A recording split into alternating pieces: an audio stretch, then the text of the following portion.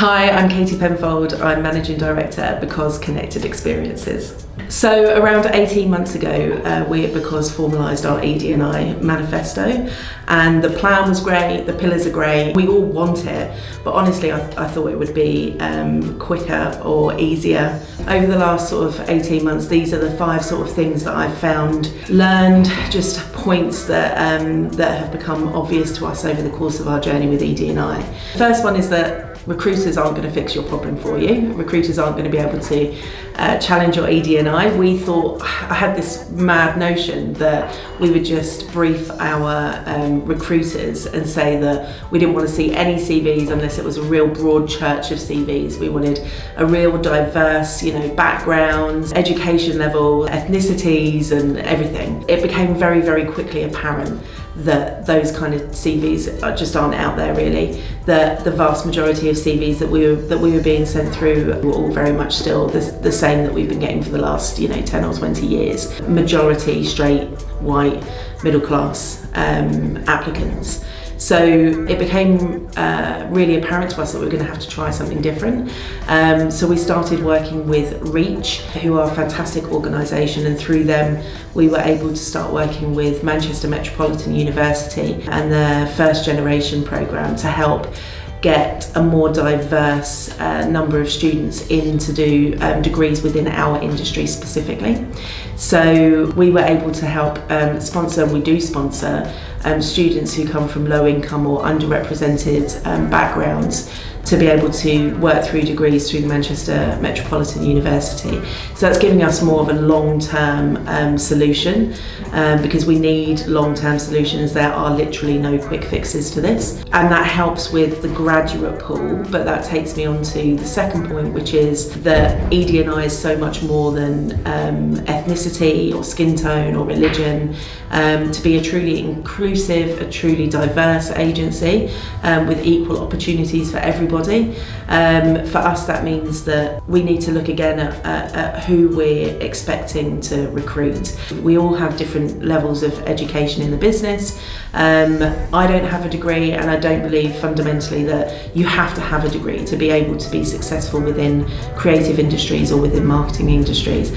When I first joined, the leading degree in our industry was a degree in geography.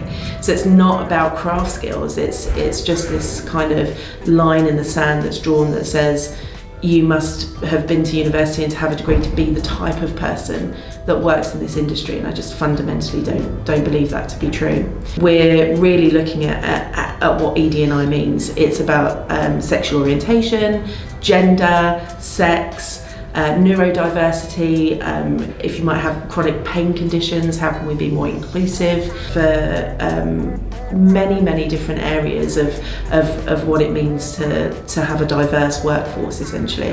So the third point is about kind of remembering why you're doing it. If the ethical, moral and human arguments aren't enough for you to put real focus and energy into your ED&I programs, then there is a really strong business case for it too, and that is that diverse creative is better creative.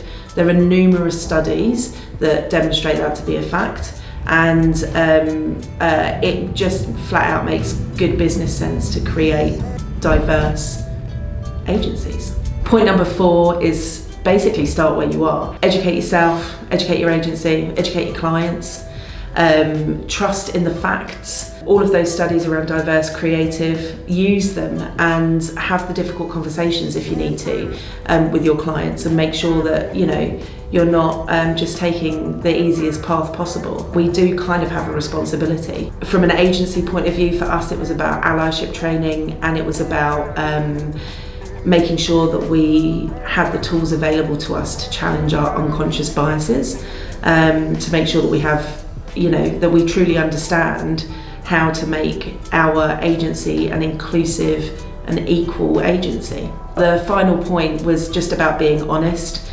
I've said it before, but we're not a truly diverse agency. We're mainly straight, white, from varying degrees of privilege. We've always been really inclusive, we've always been really open, honest, straight talking kind of bunch of people. but you know, we're going to make mistakes, we're going to fuck it up a lot, I'm sure, but we just need to embrace that, and we need to talk about it with our peers and talk about it amongst ourselves, and until we've made a good step forward. I think that's it. Is that it? Or mash the like button.